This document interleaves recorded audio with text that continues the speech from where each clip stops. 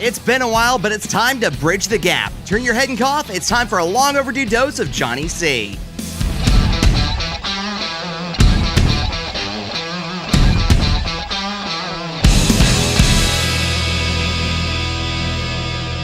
Now, I know what you're probably saying. Johnny, where the hell have you been? Or, you're back. Didn't even know you were gone. Either way, thanks for your concern.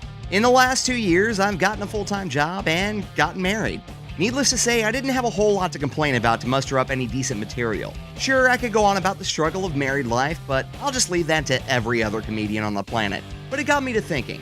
Why do I always have to do an episode ranting about the things in life that piss us off, instead of doing another epic day? Then, I took a look at my YouTube views. Now, that's not to say that people don't want to hear a positive message from time to time, but I've come to the same conclusion that television executives came up with decades ago. People love conflict. Now, this is where I would normally start spewing out clever one-liners like, society has more issues than Rolling Stone magazine. But in all actuality, it's been hardwired into our brains ever since we found out that that glowing orange stuff can be used for more than just lighting our own farts. Humans are problem solvers, and because of that, we respond more to negative feedback than to positive feedback.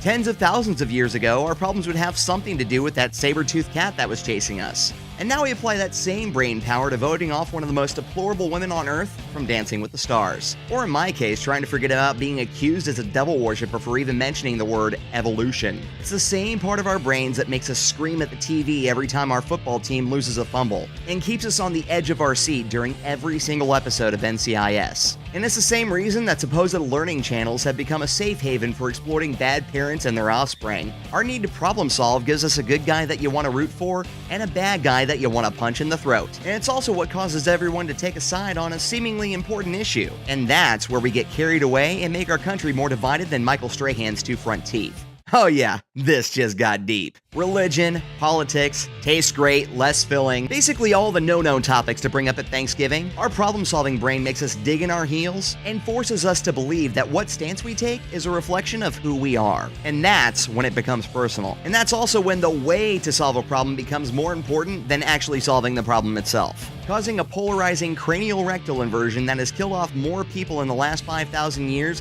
than disease and famine put together. Anymore, people have become more concerned about being right than actually making something happen. Granted, me saying all of this has about as much originality as all the recent TV and movie remakes, but left or right, gun nut or tree hugger, it's time to meet in the middle, drop our labels, be receptive, and stop letting a talking head with a microphone tell you what to do.